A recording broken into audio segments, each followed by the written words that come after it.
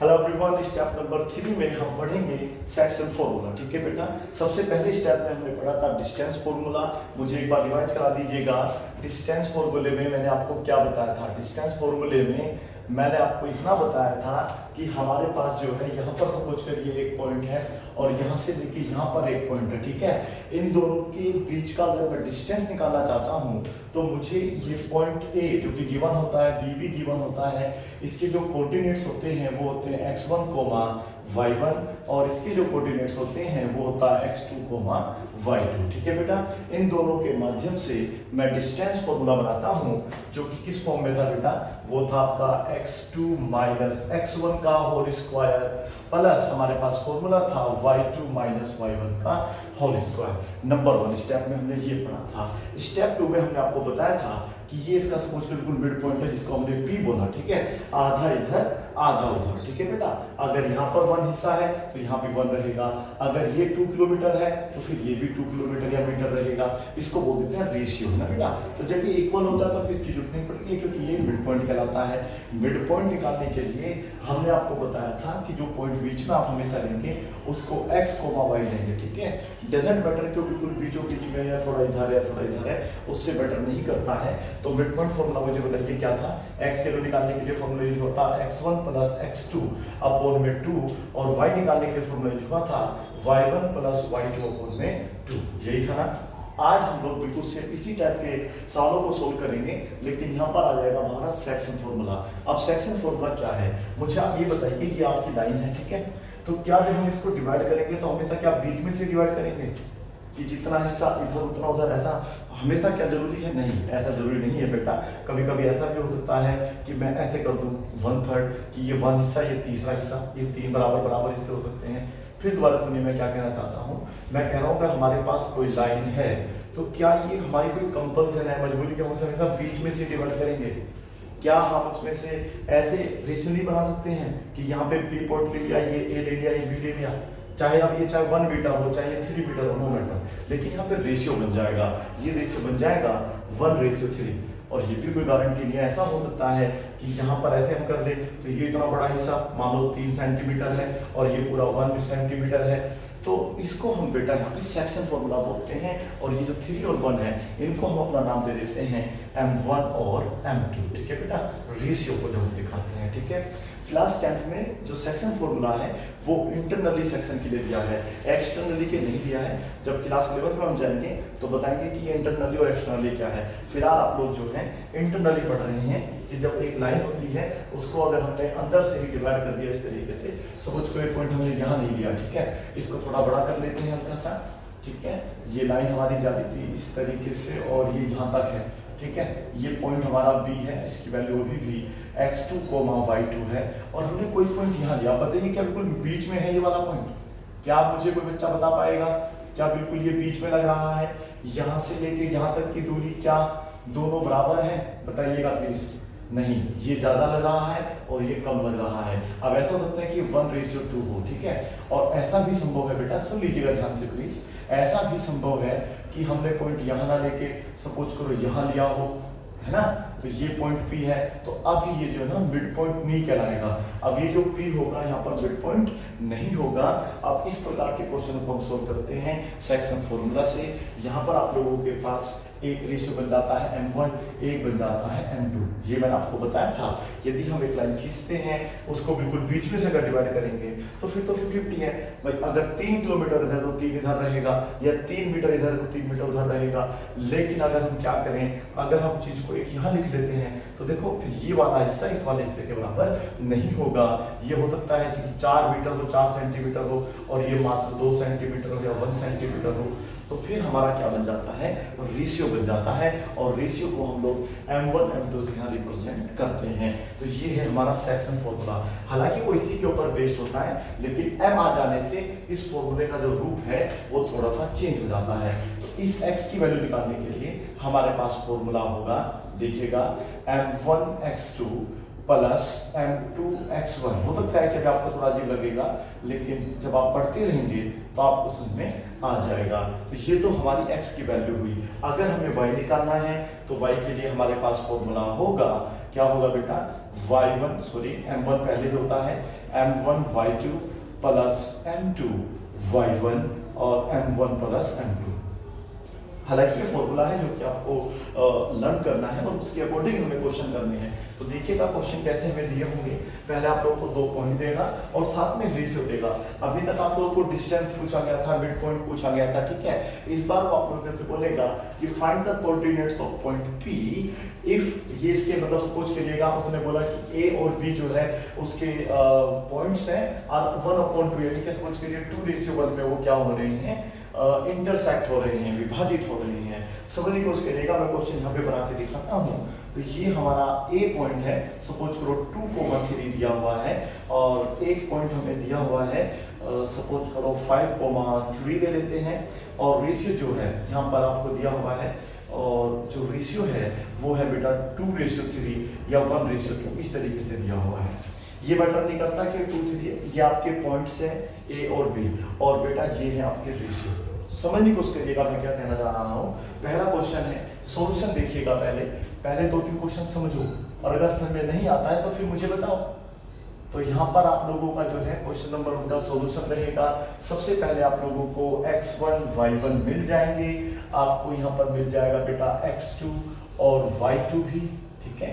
x1 y1 की value होगी 2, 3 और ये होगा हमारे पास 5, 3 और यहाँ पर हम लोगों के पास एक बार m1 भी मिल जाएगा, m2 भी मिल जाएगा, ठीक है। ये रेशियो दिया होगा इस तरीके से, ठीक है बेटा। ये बोल जो उसको इंटरसेक्ट कर रहे हैं गाइड को 2:3 में कर रहे हैं, ठीक है। और यहाँ पर हमें मानना है 2, ये मानना है 3, ठीक है। मैंने स्टेटमेंट नहीं बनाई है, बस आपको समझा दिया है कि आपके पास एक लाइन के जो कोऑर्डिनेट्स हैं, जो पॉइंट हैं, उनके कोऑर्डिनेट वो ये दे रखे हैं। ये पॉइंट A मान लिया, ये पॉइंट B मान लिया, ठीक है बेटा। और ये जो दिया होगा देखो यहाँ पर 2 बिंदियां आपको दिख रही होगी, तो इनको बोलते हैं हम रेशियो, ठीक है बेटा।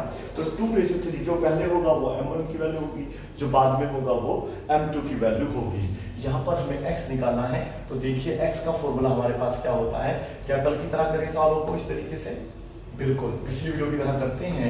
x की वैल्यू होती है m1 x2 plus m2 x1 और अपोन में रहेगा m1 प्लस m2, ठीक है बेटा। तो सबसे पहले आपको क्या करना है, m1 प्लस m2 कर देना है। m1 की वैल्यू 2 है और m2 की वैल्यू 3 है। तो यहाँ पर आप क्या करेंगे, 2 + 3, इजी है। आपको इन दोनों की मल्टीप्लाई हमेशा साथ में कर लेंगे, ठीक है बेटा।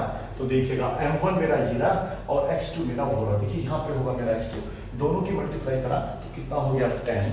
अभी प्लस ही रहेगा क्योंकि यहाँ पर कोई प्लस माइनस है नहीं। और अब गुना करनी है m2 की x1 में, तो ये इसमें मल्टीप्लाई होगा। कितना हो जाएगा बेटा, 3 × 2 = 6 और टोटल मेरे हिसाब से ये 16 हो रहा है। अपोन में क्या हो रहा है 5। अगर ये डिवाइड हो रहा है तो आप इसे डिवाइड करो, अगर डिवाइड नहीं हो रहा तो उसे आप डिवाइड मत करो। y का फॉर्मूला हमारे पास था y = m1 y2 plus m2 y1, ठीक है। स्पेस थोड़ा कम है तो आप समझने की कोशिश करिएगा। इस इक्वल टू मैं यहाँ पे लगा लेता हूँ। ये फिर से आपका 2 + 3 ही रहेगा क्योंकि m1 m2 बदलेंगे नहीं, ठीक है। ये अगर हमें दे दिया 2, 3 तो x के लिए भी 2, 3 रहेगा और y के लिए भी ये बेटा 2, 3 ही रहेगा। अब आपको m1 की गुना y2 में करनी है। m1 ये रहा, y2 ये रहा, तो ये मल्टीप्लाई इस बार अब कैसे होगी, ऐसे होगी। 3 × कितना हो गया बेटा 6 प्लस m2 की गुना y1 में करिए। m2 ये रहा, y1 ये रहा, दोनों की मल्टीप्लाई करिए, 9 आ गया। दोनों को ऐड करूंगा 15 आ जाएगा, अपोन में आएगा 5, गेट कैंसिल बाय 3 टाइम्स और आपके पास ये कितना आ जाएगा 3 आ जाएगा, ठीक है बेटा। अब हम लोग यहाँ पर लिखेंगे hence coordinates of point P, ठीक है बेटा। वही वाला कल की तरह बिल्कुल करेंगे, कोऑर्डिनेट्स ऑफ पॉइंट P। जो पॉइंट P के कोऑर्डिनेट्स होंगे वो आपके आ जाएंगे 16/5, 16/5, 3, ठीक है। इस तरीके से आप इस क्वेश्चन को सॉल्व करेंगे, ठीक है। इसको ऐसा करके थोड़ा अच्छे तरीके से लिख लेते हैं, हो सकता है आपको समझ में ना आ रहा हो।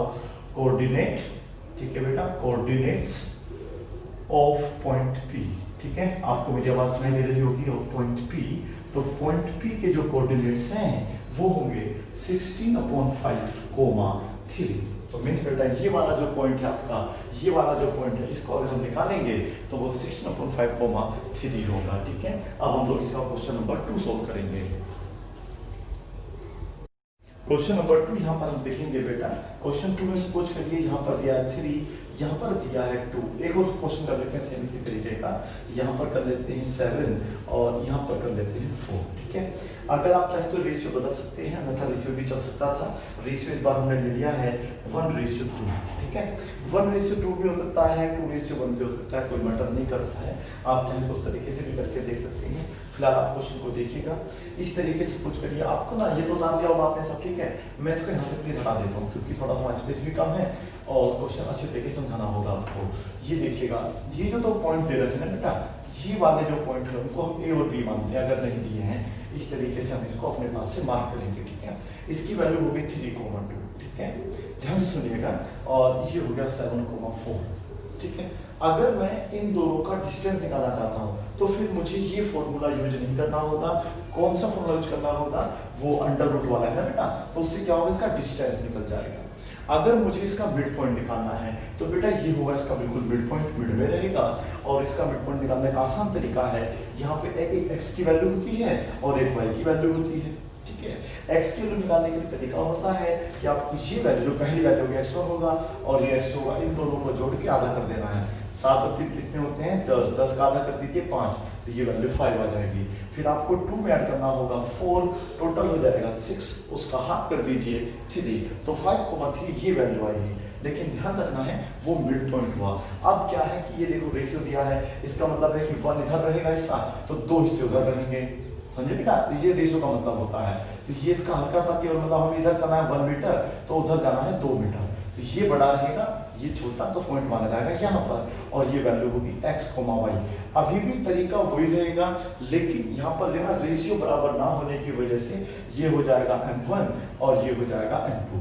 वो अलग बात है कि आपको रेशियो 1:2 दिया हुआ है तो मैं यहाँ पर 1 मान लूंगा और यहाँ पर 2 मान लूंगा। ठीक है, पहचान भी हो जाती है। अगर आपको सिंपल दिया हुआ है तो डिस्टेंस पूछा होगा, डिस्टेंस फॉर्मूला निकाल दीजिएगा। और अगर रेशियो नहीं दिया है तो मिड पॉइंट पूछा होगा, तो मिड पॉइंट में हम लोगों को जुड़ती नहीं होती है रेशियो की, m1 m2 की। अगर आपको रेशियो दे दिया है, ठीक है, तो फिर ध्यान रखना आप लोगों को, निश्चित याद रखना है कि फॉर्मूले का आपकी ये वाले यूज होंगे।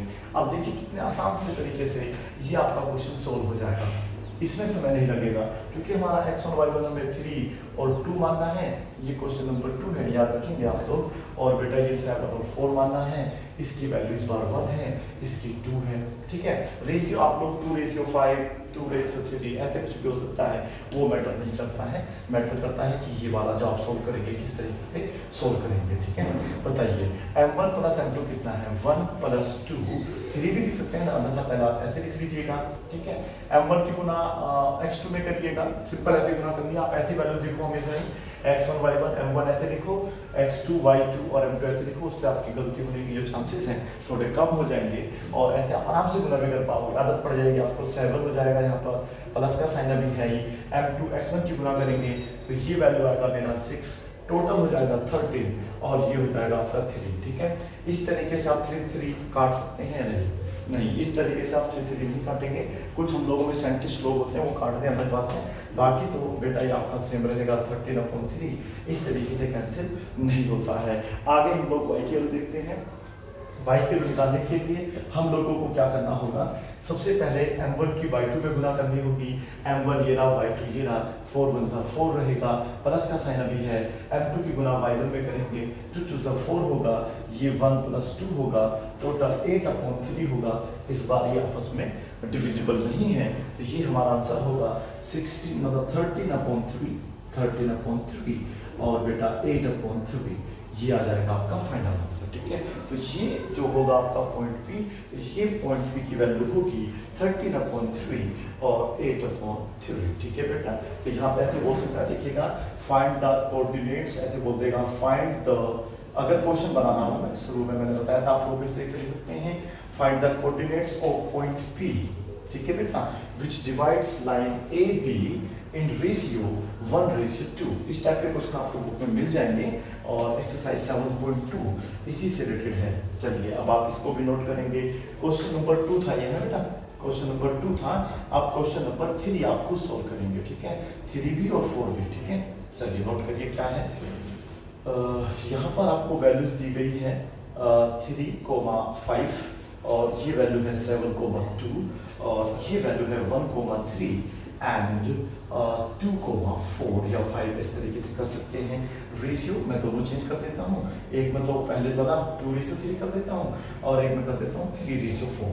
देखिएगा क्या आप इन क्वेश्चनों को सोल्व कर सकते हैं या नहीं। ठीक है, तो ये क्वेश्चन नंबर आपका 3 और 4 हो गया, जो कि आपको खुद सोल्व करना है। ठीक है, चलिए अब हम क्वेश्चन नंबर 5 सोल्व करते हैं। अब आपको पता होगा हम 5 में क्या करने वाले हैं।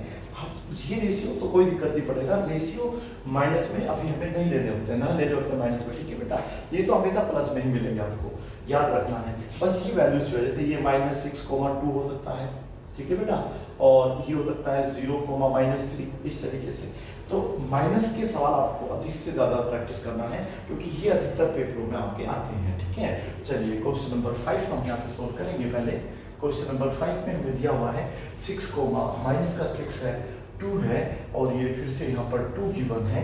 इसको थोड़ी देर के लिए मैं हटा देता हूँ, और y2 और x2 की वैल्यू मुझे बता दीजिएगा आप लोग। ये 0,-3, 0,-3, और ये हो जाएगा आपका 3। ठीक है, फॉर्मूला सेम रहेगा, फॉर्मूला आप नहीं बदलने वाला है, आपको अच्छे तरीके से अपने दिमाग में बिठा लेना है। ठीक है बेटा, चलिए फटाफट आप इसको सोल्व करके दिखाइएगा। पहले इन दोनों को ऐड करना होता है, 2 + 3। ओके, तो हमने ऐड किया। m1 की गुना x2 में कर दी होती, मतलब ये गुना से कर दी होगी। अब देखिए वो 0 है, अब ये पूरा 0 हो जाएगा, तो यहाँ पर 0 प्लस, अब m2 के x में गुना करनी है, ये गुना इसमें हो गया। ध्यान से सुनिएगा, देखिएगा अब ये 6 3 18 हो जाएगा, लेकिन यहाँ पर क्या बेटा माइनस का साइन आ रहा है, तो इसलिए ये भी क्या हो जाएगा आपका माइनस। यदि इन दोनों में से मतलब अगर x1 की वैल्यू माइनस की है, तो ये वैल्यू हमेशा कैसी हो जाएगी आपकी, माइनस की हो जाएगी, जो कि 18 होगी। आप ध्यान से देखेंगे तो ये होगा माइनस का 18/5। तो ये आपका पहला कोऑर्डिनेट आया, ये पहला आपका x का कोऑर्डिनेट आ गया। ठीक है, अब हम लोग जो है y का निकालेंगे, और किस तरीके से निकालेंगे ये आपको देखना है। m1 की वैल्यू बताइए कितनी है, 2, m2 कितना है, 3। m1 की मल्टीप्लाई आप करिएगा y2 में, तो 3 भी कितना हो गया 6। देखो अब ये माइनस का साइन आ रहा है, तो आपको माइनस लगाना पड़ेगा शुरू में, प्लस का साइन यहाँ लगाएंगे, इन दोनों की मल्टीप्लाई करेंगे। m2 की गुना आपको m1 की गुना करनी है, m2 की गुना सॉरी आप लोगों को करनी है इस बार इसमें। ठीक है, शायद मैं गलत कर रहा हूँ, मुझे थोड़ा सा दोबारा करने दीजिएगा, मैंने गलत कर दिया है। आपको m1 की गुना बेटा इसमें करनी थी, y2 में करनी थी, ये मल्टीप्लाई करनी थी, सॉरी। ठीक है, आप इसमें मल्टीप्लाई करेंगे तो कितना हो जाएगा, माइनस का 6, प्लस का साइन अभी रहेगा। m2 की गुना करनी है y1 में, तो जब ये मल्टीप्लाई होगा तो प्लस का क्या हो जाएगा आपका 6 हो जाएगा, और यहाँ पर माइनस के 6 और प्लस के 6 तो डिवाइड मतलब कट जाएंगे आप लोगों के, तो ये तो हो गए 0, ये हो गया 5। फाइनली आपके पास जो है y कोऑर्डिनेट की वैल्यू जो है 0 आ जाएगी। और अब आप लोग यहाँ पे लिख सकते हैं कि हमारे पास जो x वाला कोऑर्डिनेट है वो है 18/5, लेकिन ये हो गया है 0। ठीक है, तो आपको कैलकुलेशन सही करनी। ठीक है, अगर हल्की सी गलती हुई तो आपका सवाल जो है गलत हो जाएगा। तो यहाँ पर क्वेश्चन नंबर 6 जो है आप खुद सोल्व करने वाले हैं। 3,-2, और ये आपको गिवन है, सपोज करिए 7,3 है, और इसको माइनस का कर लेते हैं। ठीक है, थोड़ा सा पता चलेगा आपको कैसे करना है, और ये है 1:3, 1:3। ठीक है, इनको आप नोट करिएगा पहले। क्वेश्चन नंबर 7 अब हम लोग देखते हैं क्या है। क्वेश्चन 7 जो है देखिएगा, इसमें हम लोग क्या करेंगे, यहाँ पे हमने कर दिया 0,0। ठीक है, वैसे मोस्टली ऐसा होता नहीं है, लेकिन अगर है तो कैसे करके देखते हैं। तो ये आपकी वैल्यूज दे दी गई है। ठीक है, और ये रेशियो में बांटना 2:3 में। पहले क्वेश्चन 7 करके देखते हैं, फिर क्वेश्चन नंबर 8 आपको देंगे करने के लिए। फिलहाल जो है ये दोनों 0 हो गए हैं, तो देखिए 0 होते ही क्या ना आपका सवाल बिल्कुल ईजी हो जाना है। x2 y2 की वैल्यू आप देख रहे हैं, तो वो आपको दिया है 7,2। ठीक है, और अगर बाई चांस कोई वैल्यू में गलत कर दी तो तरीका आप समझ लीजिएगा। ठीक है ना बेटा, क्योंकि कभी कभी ऐसा होता है कि ध्यान इधर उधर हो जाता है, तो ये आप अच्छे तरीके से समझ लेना है। ये वैल्यू है आपकी x1 y1 की, ये वैल्यू है x2 y2 की, और ये वैल्यू है m1, ये है m2, वो मैंने आपको पुट कर दिया है। इसको आप चाहे तो चेंज कर सकते हैं 3:1 में, तो मैं ऐसे कर देता हूँ। देखिए 3:1, ऐसा नहीं कि नहीं किया जा सकता है, बस 3:1 आप इसे करेंगे तो क्या हो जाएगा, मतलब इधर आपका 3 हिस्से रहेंगे। ठीक है, उधर आपका 1 हिस्सा रहेगा, यहाँ पे पॉइंट लगा होगा आपका, ये भी होगा। इसकी वैल्यूज आपको फाइंड करनी है, और इस तरीके से जो है आप डायग्राम भी बना सकते हैं। ठीक है बेटा, और यहाँ पर ऐसे आपको इस तरीके से, ठीक है। पहले आप क्वेश्चन आपको दिया होगा, ये डायग्राम बनाइएगा और फिर इस तरीके से आप उसे सोल्व करिएगा। तो ये आपका पहले कैंसिल हो जाएगा। आपको क्या करना है, m1 प्लस m2 करना है। 2 में 3 ऐड करा तो कितना हो गया 5, ठीक है। तो ये नीचे हमेशा आपका 5 आ जाएगा, हमेशा इस क्वेश्चन में 5 आ जाएगा। अब आप m1 की गुना जो है x2 में करिएगा। m1 की गुना x2 में करने पर कितना हो रहा है 14, okay, plus m2 x1, x1 तो आपका 0 है, तो m2 अब चाहे 50,000 भी क्यों ना हो तो पूरी वैल्यू 0 हो जानी है। टोटल हो जा, अच्छा देखिएगा ना, मिस्टेक हो गई, 3 रेशियो मैंने इसको क्या कर दिया था 1 कर दिया था, तो मेरा यहाँ पर 3 आ जाएगा, यहाँ पे 1 आ जाएगा, ठीक है। चलिए कोई बात नहीं, अभी कुछ खास फर्क नहीं पड़ेगा। 3 + 1 आ जाएगा, तो ये कुल मिला के 4 हो जाएगा। इन दोनों को ऐड करेंगे तो 14 रहेगा। 2 से डिवाइड होगा 7 टाइम्स, ये 2 टाइम्स, और आपकी वैल्यू आ जाएगी 7/2, ठीक है बेटा। ये तो x की वैल्यू आ गई। अब हमें y की वैल्यू निकालनी है, ठीक है बेटा।